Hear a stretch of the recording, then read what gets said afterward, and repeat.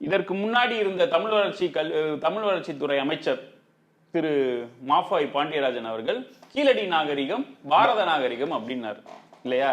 ஆமா, அப்படி சொல்லாதீங்க, கீழடின்னு சொல்லாதீங்க, கீழடின்னு சொல்லாதீங்க, வலிக்கும். யாருக்கு வலிக்கும்னா சமஸ்கிருதத்தை தாய்மொழியா கொண்டவர்களுக்கு எல்லாம் வலிக்கும் அப்படின்றனால சொன்னார். ஆனா நம்மளுடைய முதலமைச்சர் அவர்கள் ஒரு சயின்டிபிக் அப்ரோச்ல இது பண்ணா அங்க இருக்கிற ஏஎஸ்ஐ வந்து நிராகரிக்கிறாங்க. இங்க என்ன சொல்றாங்கன்னா 75 ஆண்டு கால வரலாற்றிலே நாம ஒரு அறிக்கையை அனுப்பிச்சா அதை வந்து ரிலீஸ் பண்ணாம வெப்சைட்ல போடாம இல்ல அதை கெசட் நோட்டிபிகேஷன் அனுப்பாம திரும்பி அனுப்புறாங்க. அது இல்லாம கிரிட்டிக்கல் எவாலுவேஷன் கமிட்டின்னு ஒண்ணு அனுப்பிச்சு அதை வந்து நீங்க ஆய்வு பண்ணுங்கன்றாங்க. நீங்க எதுக்கு வந்து இவ்வளோ சயின்டிபிக் உண்மையிலே சொல்லியிருக்காங்க, நீங்க எதுக்கு வந்து இவ்வளோ பெரிய சயின்டிபிக்கோட கார்பன் டேட்டிங் சொல்றீங்க? கிமு 3ஆம் நூற்றாண்டுலே இருக்கு, அதுக்கு மேல ஏன் போறீங்க? ஏன் 4ஆம் நூற்றாண்டு 8ஆம் நூற்றாண்டு நீங்க ஏன் போறீங்க?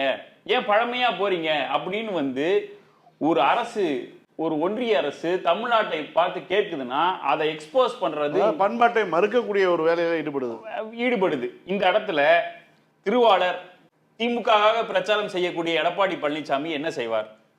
நீங்களே சொல்லுங்க. அதுக்கெல்லாம் படிக்கணும், ஆய்வு செய்யணும். திராவிடம்னா என்னன்னே தெரியாம ஒரு பெரியவங்க விஷயம். திராவிடம்னா என்னன்னு தெரியாமே அவர் அந்த கட்சியில கொள்கை பரப்பு செயலாளராக இருந்தவர் இல்லையா? அப்படியான ஒரு நிலை இருக்க அதை மக்களிடம் அம்பலப்படுத்தி அதை தொடர்ந்து என் கீழடி பெருமையை நிலைநாட்டுவேன்.